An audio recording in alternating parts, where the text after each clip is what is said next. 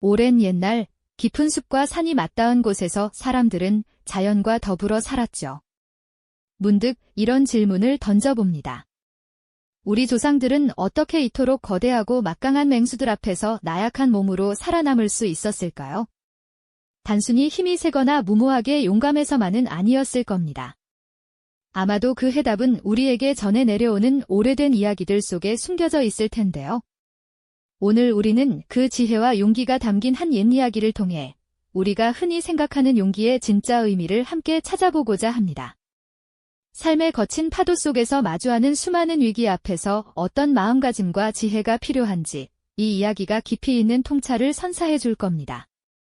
자, 그럼 시간의 강물을 거슬러 올라 한 나무꾼의 이야기 속으로 떠나볼까요? 깊은 산골 마을에 살던 한 나무꾼이 있었습니다. 매일같이 이른 새벽부터 해 질녘까지 숲으로 들어가 나무를 하며 고단한 삶을 이어가던 그에게 숲은 그야말로 생명줄과도 같았죠. 땀방울이 송골송골 맺히고 거친 숨을 몰아쉬면서도 튼튼한 나무를 찾아 헤매는 것이 그의 일상이었습니다. 숲은 그에게 삶의 터전이었고 가족을 먹여 살리는 유일한 수단이었으니까요. 도끼질 소리가 메아리치던 숲은 때로는 평온한 안식처 같았지만 해가 뉘엿뉘엿 지고 어둠이 깔리기 시작하면 그 평온함 속엔 묘한 긴장감이 감돌곤 했습니다. 마을 사람들은 밤이 되면 옹기종기 모여 앉아 숲 깊은 곳에 사는 미지의 존재에 대한 이야기를 나누곤 했습니다. 바로 호랑이 이야기였죠. 아무개는 산에 갔다가 호랑이 발자국을 봤다지 밤에 숲에서 으르렁거리는 소리가 들렸다는구나 하는 식의 속삭임은 단순한 소문이 아니었습니다. 그것은 숲의 주인에 대한 막연한 두려움이자 깊은 경고였죠. 호랑이라는 존재는 나무꾼의 삶에도 늘 드리워진 그림자 같았습니다. 직접 마주친 적은 없지만 언제든 자신을 덮칠 수 있는 잠재적인 위협으로 그의 마음 한구석에 자리 잡고 있었으니까요. 해 질녘, 숲의 어둑한 풍경 속에서 혹은 고요한 밤하늘 아래 숲속 어딘가에서 번뜩이는 미지의 눈빛을 상상하며 나무꾼은 알 수 없는 불안감에 휩싸이곤 했습니다. 그러던 어느 날이었습니다. 여느 때처럼 나무를 하러 숲 깊은 곳으로 들어갔던 나무꾼은 그날따라 유난히 좋은 나무를 찾기 어려웠습니다. 결국 그는 평소에는 잘 가지 않던 더욱 깊고 으슥한 숲속으로 발걸음을 옮겼죠. 발길이 닿지 않던 곳이라 그런지 그곳의 나무들은 훨씬 굵고 튼실해 보였습니다. 나무꾼은 기쁜 마음으로 도끼를 들어 올렸습니다. 쿵, 쿵, 쿵. 도끼질 소리가 적막한 숲을 울렸습니다. 한참을 나무에 몰두하던 그때였습니다. 갑자기 등 뒤에서 섬뜩한 기운이 느껴졌습니다. 온몸에 털이 쭈뼛 서는 듯한 싸늘한 느낌의 나무꾼은 천천히 고개를 돌렸습니다.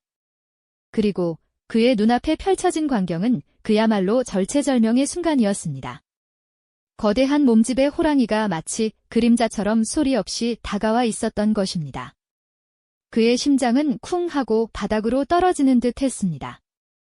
온몸은 놀라움과 극도의 공포에 얼어붙어 한치도 움직일 수 없었죠.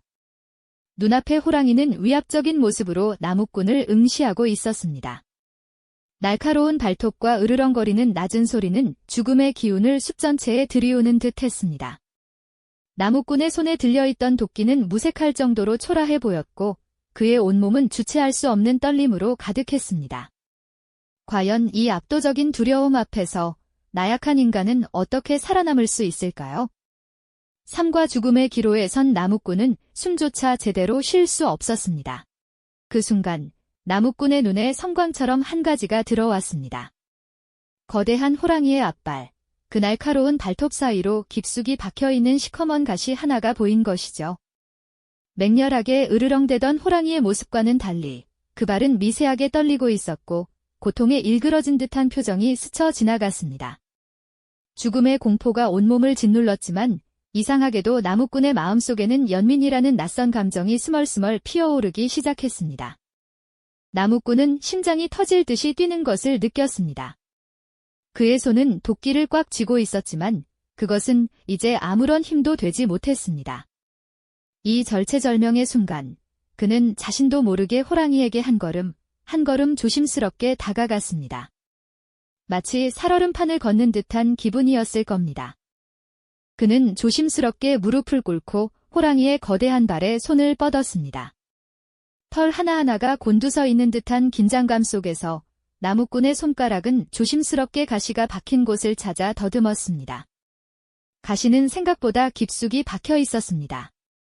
나무꾼은 이를 악물고 집중했습니다.